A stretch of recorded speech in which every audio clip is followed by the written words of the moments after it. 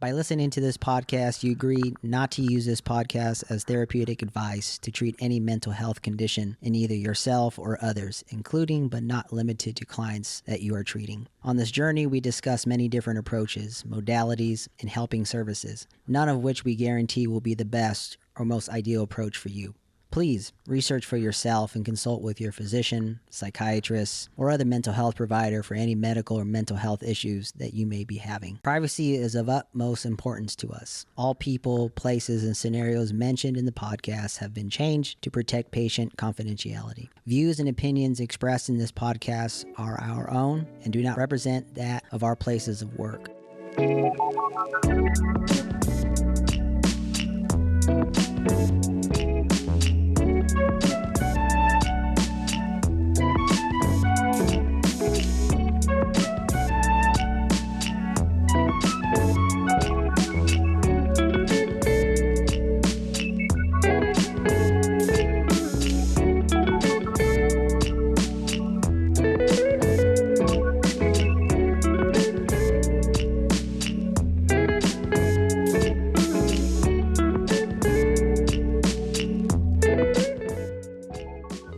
Therapy House. Thanks for joining us for another little editorial episode. You guys have just finished up Lou's segment on psychedelic psychotherapy. I have him here on the phone all the way from Texas because after the podcast he moved. Nah, I'm just kidding. Back. He's back. He moved back. He's the whole reason why this whole thing is being put out, because he came back and I was like, shit, I probably owe everybody an episode and podcast. So thanks for coming back, Lou. You're welcome. Glad to be back. Yes, all this labor and hard work is all for you. It's all for all you out there. Yep. So a year has passed since we recorded. And, well, out of all of us, I feel like you have the most stuff that's been going on. You're telling me. You're telling me, dude. This whole year has been crazy. Yeah, so I believe after, that episode, I got married, was it? Or was I married before? I think towards the end, you got married. Yeah, so I got married. That was June 26th. Yeah, you only knew her for like, what, 2 weeks? Yeah. Yeah. Just know for a few days, and I was like, let's do it. Yep. But yeah, so I got married. That was cool. That was we had a good time. Everyone, you guys were here. You guys were there, and like it was somewhat of a surprise for some people. For others, it was not. But we had kind of like a little surprise wedding type of thing, which a lot of people, some people there were shocked. They're like, holy crap, we're at a wedding. But it was cool, and we did it at John and Steph's house, their backyard. Thank you for everyone that helped out, and a lot of the guys part of the podcast helped out, and their partners and all that. So thank you all. But it was cool. A good time. Yeah, we got married, and then shortly after that, it was, I think, the first week of July, 4th of July weekend around there, that we moved to Austin, Texas. Bought a house out there. It was cool. Yeah, we just wanted to try something different. We lived in the Bay Area all our life, and we know how the Bay Area is. It's crazy expensive. Rent's crazy. The housing is crazy out here. So for our future, we wanted to own something. So we moved out there. Nice house, cool town. Austin's a great town. You know what I mean? It's a cool city. A lot to do out there. A lot of live music. Great barbecue food. Holy crap. It's amazing, the barbecue out there. I'm telling you, it's like life-changing.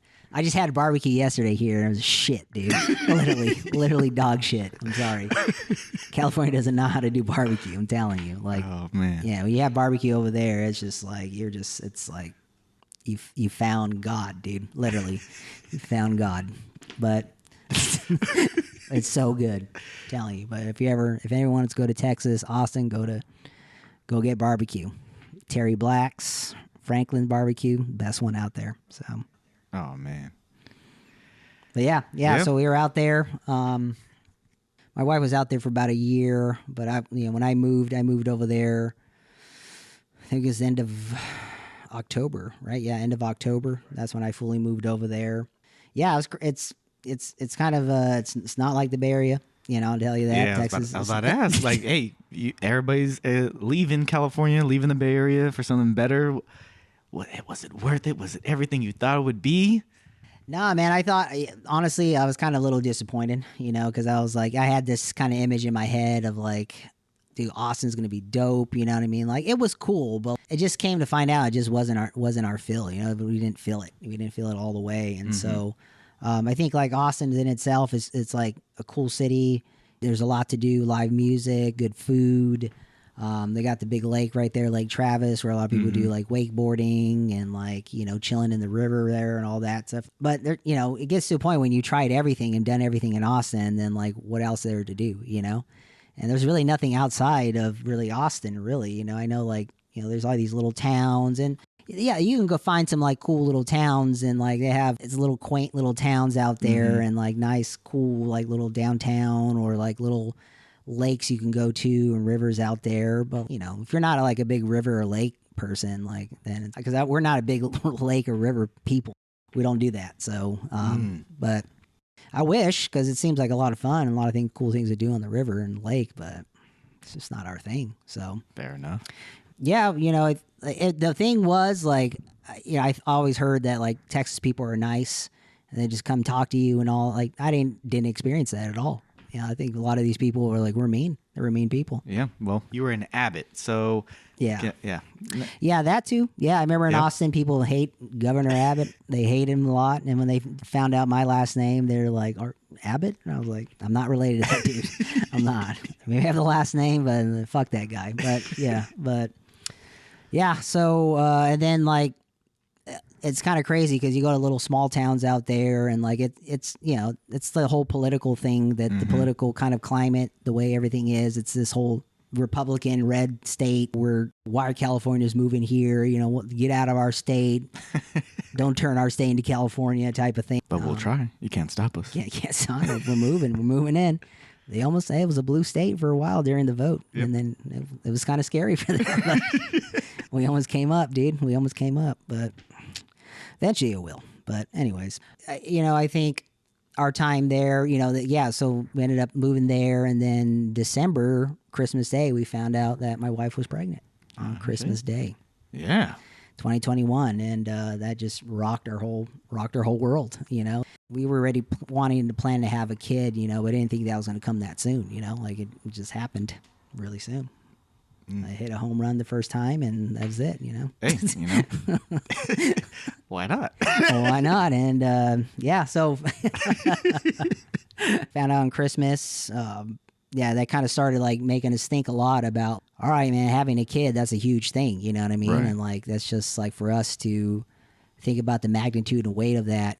Yes, we're brand new here, and I'm sure we'll meet new people, and I'm sure people can turn into family, but there's nothing like having your family around, right? Especially in this like new adventure, this new kind of journey going through parenthood, and that's when we kind of started deciding, like, man, like we really, really want family around, or good friends around to like kind of just be around and support, almost like a family, and be surround our baby and stuff like that. So that's when we kind of started talking about, hey, maybe we should move back, just for the fact of just support and having family around and good friends around during this time. So, we just started kind of deciding and talking about it. And then I think it was like around February, March, that's when we started really getting serious about the talks. And we're like, all right, well, let's do it and see what happens, Pretty much doors pretty open pretty quick for us. It was another thing that just happened really quick. Right. I got a job.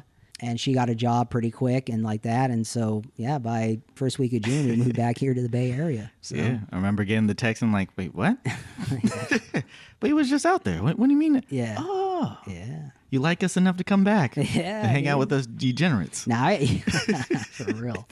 Well, the Bay Area is cool. Like it's, like I said, it's home. It's home to me, even though with all its flaws and all its crap that's around here in the California, but like it's home, you know what I mean? And it's a beautiful state, a beautiful part of California, you know what I mean? There's nothing like it. You got 20 minutes 30 minutes away from the beach, like you're not that far from nature, Napa, Yosemite. It's like beautiful. It's a great area, man. So yeah, and I know we missed you for the most part. There's a big piece that was missing, and even though we still had fun, we still found a way to get together. It was still like, someone's missing, so we'll try and FaceTime Lou, or I know John was calling you a couple of times, and so it was just, Yeah, just more than happy to have you back. Yeah, and, man. Just pick up where we left off. Yeah. So where you left off last year, you were also kind of working at the Editorial Clinic in Santa Cruz, and then in Texas. I'm guessing you weren't working still in community Santa Cruz. So. No. I worked at this virtual kind of mental health. I started working that in August of 2021. So when I was still here, I was kind of preparing. I was like, okay, how am I going to get a job out there? I know the licensure thing that was going to take forever. Like they wanted me to go to all my supervisors in the past and get them to basically affirm that they did all these hours, you know what I mean? Right. And supervise all these hours. And so I had to go from my traineeship from freaking when I was in grad school to get those supervisors. And then I had to go when I had, after grad school and all that. And dude, it was a mess, man. It was just like having to find these people, hunt these people down, having to deal with their bullshit. I was just like, some of them were just like all like, well, why do they need a copy of my license? I'm like, they're just asking that, you know what I mean? They're like, well, they can find it on the BBS. I'm like, just give me it, dude, please. Like, Send me a picture. Just want to get my license out here. So I was just kind of dealing with all that. It was just hectic and all the way from Texas. So I had to call these people. Some of them wanted to mail their stuff here. And I'm just like, just scan it and just give it to me. I'm like, what is going on? So yeah, but I didn't even end up doing it. I finally got everyone's signatures, and that's when we left. We're like, all right, well, I guess I'm not getting a license here. So, but yeah, so still working. That's on the side. But this telehealth company called Path Mental Health. Yeah, I think it's cool, man. I guess it's like I'm able to see a lot of people all over California. You know what I mean? Not just here in the Bay Area, but I'm seeing people from down south. And yeah, that was the first time I started doing couples therapy too. There, and I'm like, I don't want to do couples therapy ever again, dude. That was the most What do you mean? It's hard, man. It's hard. It's hard when you're dealing with it's really hard with just one person you're seeing right in front of you, but two people. Yeah. So it's another dynamic that you have to hold space. You have one person and the other, and you're trying to hold space. And you're trying to be balanced in how you're seeing the situation, Non-biased. You're not trying to take sides, and you're trying to hear everyone out. And then when there's freaking blow-ups and arguments and screaming and cussing at each other and walking out of the room and all that, trying to maintain all that. I've had some crazy sessions as a couples therapist, man. Some crazy, crazy sessions, man. Yeah, that's part of the fun. Couples. Yeah. So now I know why a lot of therapists don't want to do couples therapy. I'm like, I get it now. Yeah. It's once you do it, you're just you just leave.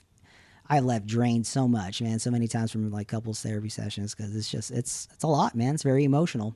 Very. Yeah, and especially you have to do it in a room that is nowhere near them. So I guess that's somewhat relieving, but also somewhat difficult because because it's hard to to some way be a mediator or try to get everyone in control, because you're over a computer, so you're just all right, and they're just not listening to you because there could be a delay and crap, dude, and all that. So internet connection issues and so it's just that's what makes it all difficult, dude. Telehealth couples therapy, that's wild. But yeah, and just doing individual therapy, been cool, man.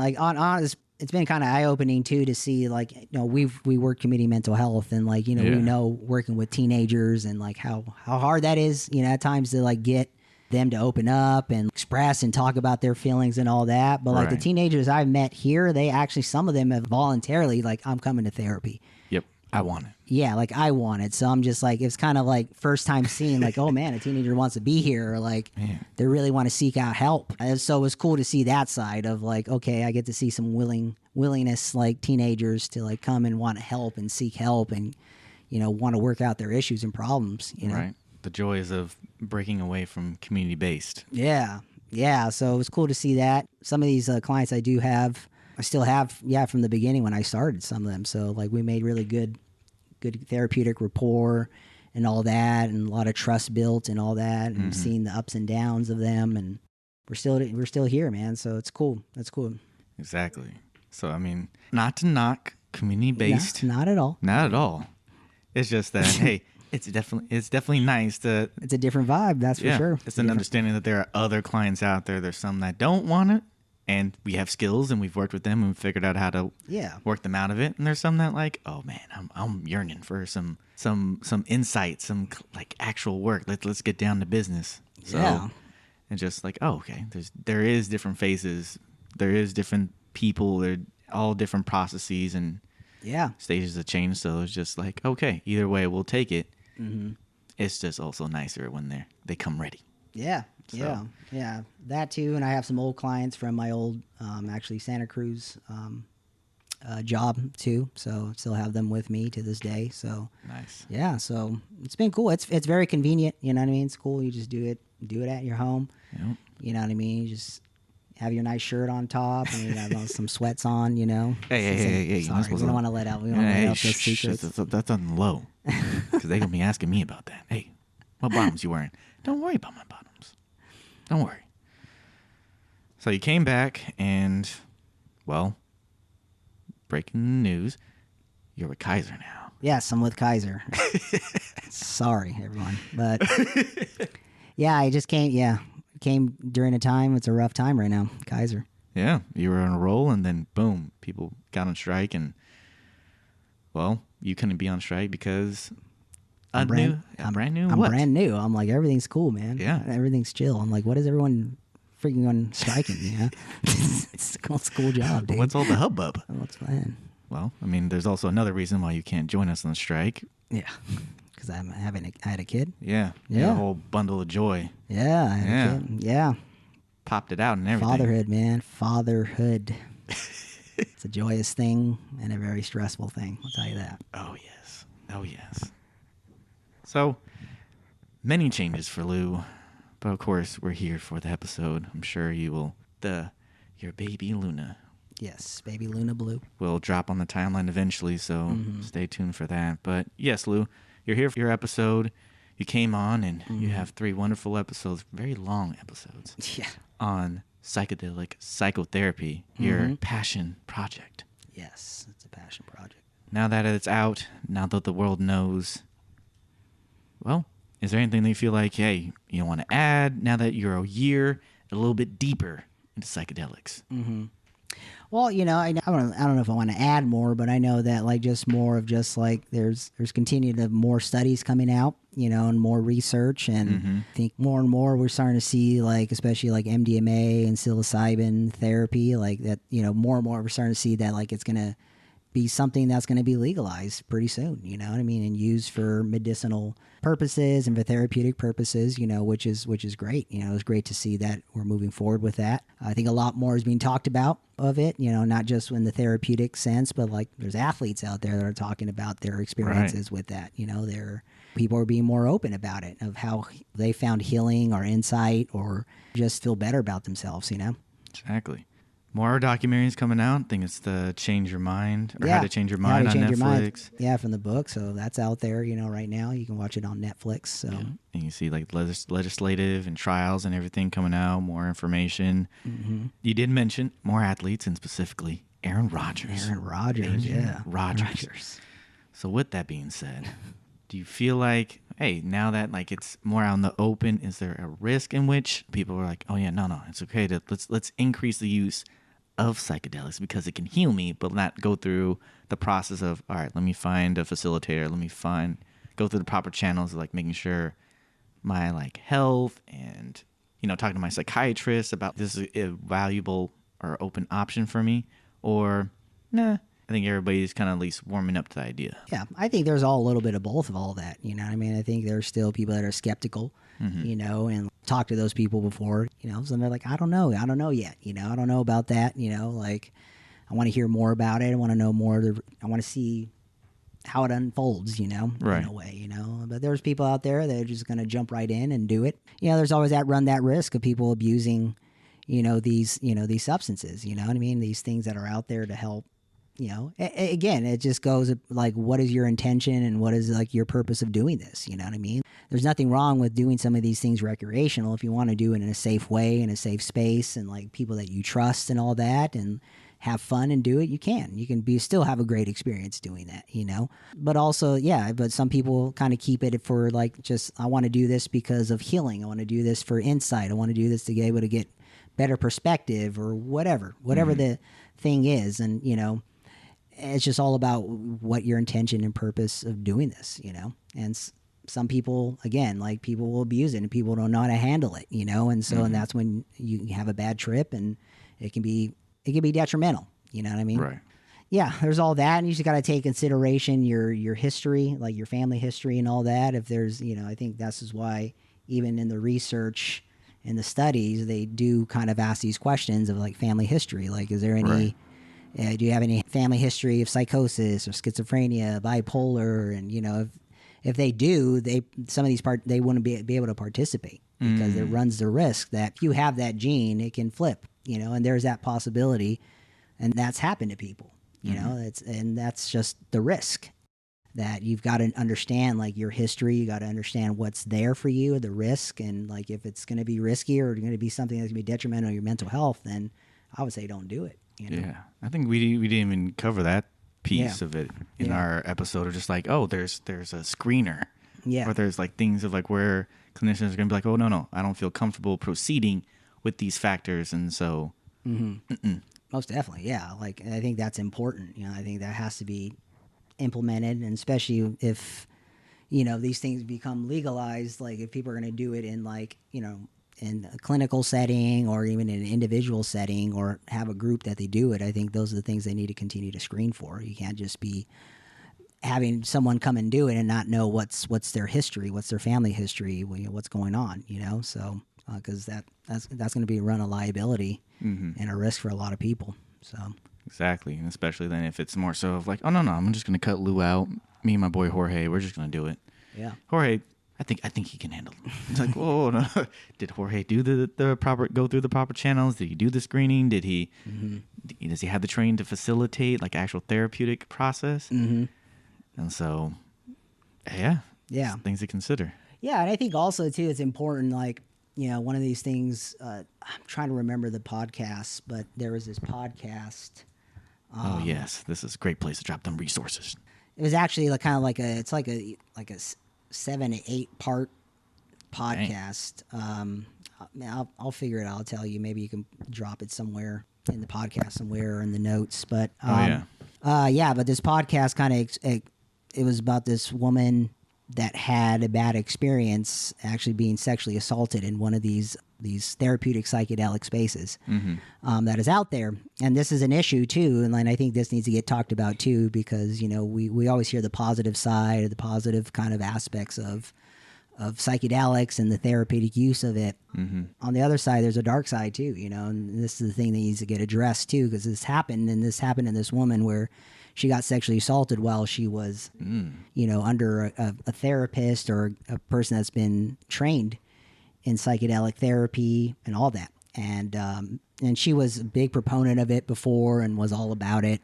Then she had her experience, and her experience is crazy because it was like some of these main researchers of psychedelic therapy were trying to squash her from even coming out with it, saying that I was kill the whole approach. Yeah. And the person that, you know, the people that did that, they were pretty well known and high within the ranks of the psychedelic, you know, field. Right. A lot of people try to squash her story, man, and didn't want it to come out because what they thought was if she came out with this incident that happened, that it would ruin all psychedelic research. Right.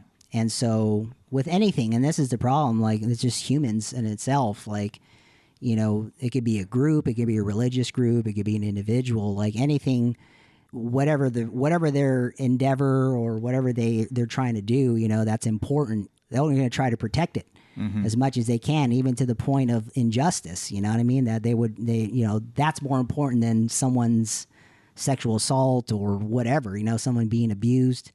And, you know, it's within this field too, you know, and so this kind of podcast breaks down kind of all the research that she did. She talked to so many people, addressed with so many people about this issue. So this is her thing of bringing it out and saying, hey, like, this is here too, you know, and we need to like talk about it too, you know. Exactly. So, which helped me to put actually a different perspective on this too. I'm like, oh crap. You catch yourself always talking about the positive side of this, you know, you're like, this is great. This is, you know, but there's also a lot of ugly people that are within this field too. And this is a thing that I think needs to get addressed or talk about, is like when this thing becomes legalized, like I think there has to be some type of, I don't know, parameters or precautions or things to weed out these certain people, you know, because they're governing agency to do investigations and everything like that. Because we know as therapists, we know there's some like whack therapists out there, you know what I mean? And they do some weird stuff and wacky stuff. So it's the same thing with this field, you know, they're going to bring people that have their issues and problems and not have dealt with them, but they're going to use these very powerful kind of substances to help guide people through healing. But some people, if they don't got their stuff in check, they're going to abuse their power. Because as a person, like I can, as I've done my research and training in this stuff, like we as therapists already, we have a power. There's an element, a power dynamic already, an element in the therapy room. Exactly. No matter what kind of space we try to create, no matter what things we try to do, like there's still... Yeah, there's a power dynamic, you know, and so, and if left unchecked, like the therapist can abuse that power, you know what I mean, and manipulate or, you know, cause more harm to their client, you know, and so it's the same thing with this, you know, people, whatever, their ego unchecked or, you know, or they have some sick twisted thing going on in their mind, that they would abuse people while under this, you know, this substance, you know, and it's sad. It's sad to see that that's within this, because these things are very helpful and therapeutic, but but actually people that, you know, there's been people that have had trauma because of this, you know, and created more trauma of their life, you know? Exactly. I think we also in the episode you talked about, like, if we talked about like access to like the psychedelic facilitator, the whole process, the whole shebang, some therapists weren't out in the open of, oh yeah, I do this. Yeah. It's more so of like, you know, somebody who knows somebody. Yeah. It's like underground. Do you feel like then that raises the risk if one tries to pursue it? It can. You can run the risk, of course, you know, because you never know who this person is, this underground therapist. A lot of it's just kind of word of mouth, or you're saying, you know, someone that knows someone, and it kind of directs you to this person, you know. And like I said, I've heard stories of people that have gone to like underground, you know, psychedelic therapists, and they've had great experiences, you know. Yeah. But there's been a lot of people that go to people that do it, and they've had really horrible, traumatic experiences. So you always run the risk, you know what I mean? You always run the risk that possibly that you're going to get caught up in something that's going to cause more trauma in your life. So if you're going to do that, you just really make sure. You really make sure you trust the person that's actually telling you, you know, and that, you know, that's a good friend or someone that really loves you and cares about you. You know, those are the people you should listen to, because they're not going to lead you or steer you in a way that, you know, if they really love you, they're not going to steer you into some place that's going to cause more harm for you. So. Exactly. I mean, of course, we're not saying go pursue psychedelic psychotherapy. I mean, if you do, that is at your own choice. If you do, we're saying, hey, do your due diligence. We're not saying at the same time it's a scam and you're gonna be more traumatized. No. We're saying, hey, just like stocks, do your due diligence. Yeah. Do your research. Talk to people. You are welcome to have a consultation with therapists who, if you decide to, who is providing psychedelic psychotherapy. Yeah. Interview them. Talk to them a little bit more. Ask about clients and their experiences. Do the work, making sure this is the right fit for you. And of course, talking to your psychiatrist and everybody else just to make sure. Yeah, for sure too. Even people on medications, like you can't just go and just do these substances, because you know you can cause more damage for you. So that's where you have to talk to your psychiatrist and like tell them like, hey, this is what I want to do, and like how do I manage this with my medication. You know, and so, you know, for some people, they can't just go in there if they're on antidepressants and go do shrooms or go do MDMA, because people can actually cause more harm or die because of it, you know? Right. But Lou, if I bring this up to my PCP, they could lock me in jail, right? No, they can't lock you in jail because, you know, you haven't done anything. It's just asking about it, you know, like, hey, I'm thinking about doing this, you know? Yes. So it's not like a CPS report or anything. It's just more so of, hey, if you had questions. Yeah. But you may run the risk of your doctor, you know, totally discrediting it, disregarding it, you know, and because I'm sure it's their job, you know, they're going to be like, that's bad, you know. Oh, yeah. There's a couple of doctors that shame. Yeah, they'll shame you, you know, all that, you know. Currently avoiding my PCP because he said, oh, you got a little fat on your tummy. That's where cancer builds. You should lose that. Like, Bro, shut up. So, fair enough. But you still shouldn't stop you from acquiring the information, building awareness that you can make a sound judgment on what kind of services or therapy for you. It's not for everyone. Yeah, it's not for everyone. So, that's why you just got to know your limits and know what, if this is the right thing for you. Exactly. So I think you just got to soul search and really look that up. You don't want to just do something that it just causes more harm for you. It's just not going to be good at the end of the day. Exactly. And here we come up with episodes like this just to build awareness, throw out, at least have a discussion about various types of therapy, various different approaches, various experiences, just so we just build awareness and people kind of either feel like they leave here with more information than they came here with, or at least, I don't know, maybe they start the conversation. Yeah. Where they go from here with that, hopefully we don't all get sued for it. Yeah. So, yes. But yes, to end off, what's it like being a parent? Man, it's crazy being a parent, man. You get a little you running around. Yeah, it's a little me running around. It's been an interesting ride so far. It's been the ups and downs. You know what I mean? I think, thinking about like me and my wife, like we kind of knew like, oh, yeah, we're gonna have a kid. It's gonna be hard and difficult, happy, exciting. All of it. Until you have that kid, and that's when you really feel the magnitude, or you feel like the weight, or you feel man, this is fucking hard, dude. Oh yeah. I think just because of there's a lot of elements involved in it. Like, I think like it's sad, but people don't talk about, everyone, social media, and they're just dancing their baby around TikTok, and they're little freaking infant, and they're just like, oh, this is happy. And it's, dude, they're happy times, but there's fucking sucky times too. Oh yeah. You know what I mean? And like, it's hard. It's difficult, because it's like, I was telling someone that like, yeah, that infant baby, it's like, you've never felt so selfless because you're just like giving and giving. You're not getting anything back, in a way. And like, I think that's hard. It could be hard too, because you're just like, Jesus Christ, I'm not getting anything back, Yeah. And then all the things that have had to change because you're here, like I had to change like me as my role and who I think I am, our relationship with my wife or significant other has changed. And then still like, at least give me a smile. At least give me something, and that's true. Yeah, the adjustment, the identity, the new role as a person. Like I'm in a new role. My identity, my evolution of who I am is changing, and so with all that, change is uncomfortable. Yeah, changes can be hard. And so there's a lot of frustration at times, anger, upset. Feeling upset, you're feeling stressed. All that, you know what I mean? Those are all those feelings, and I think that's valid and it's okay, And also, my wife's going through it too. Her changes, all that. She's had a baby in her for 9 months, and then now having the baby out, and there's so much more. Women go through a lot. I'm telling you, they go through a lot. Be nice if we had one or a few on this podcast soon. Yeah, we'll get there to break up the mansplaining that we've been doing. But yeah, what keeps your hope alive and keep going? I mean, I know for some parents it's a lot of like realizing, okay, this is just this glimpse, this window of time, or maybe you hang on to like the good pictures a little bit longer, or is it just like let's enjoy the process, let's enjoy changing the diaper, let's enjoy building the stories of these gas attacks and stuff like that. It's just shitting all over your hand.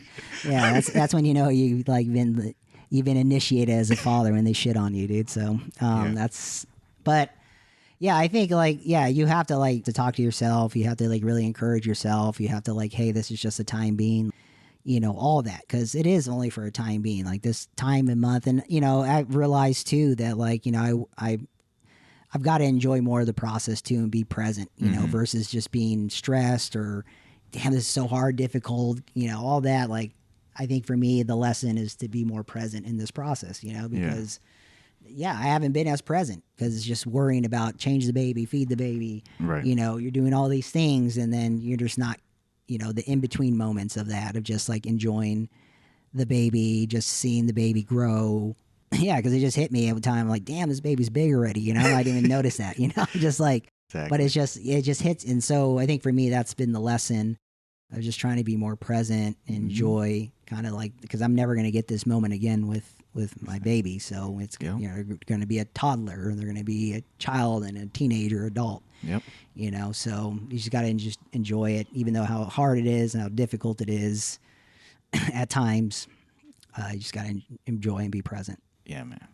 Because it'll just take off. My goddaughter turns 13 tomorrow, and I've been with her since 6 months. That's wild. So that is gone. So the times where I could like pick her up by the back of her shirt and just like, no, we're leaving the toys. Like, it's gone. It's gone now. She's a teenager now. Exactly. Yeah. So, and it feels like it's a blink of an eye.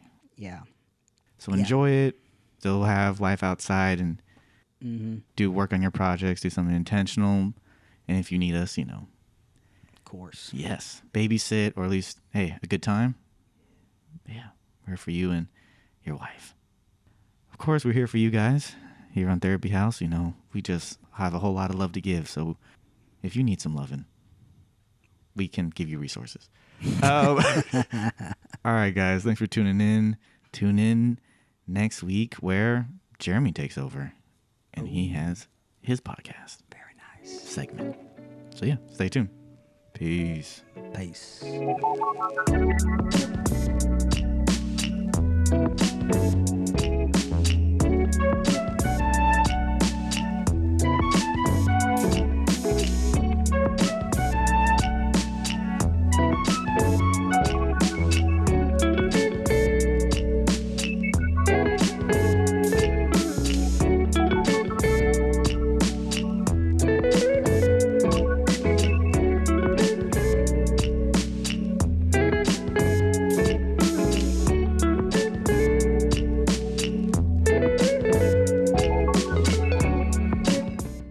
Thanks again, everybody, for tuning into Therapy House.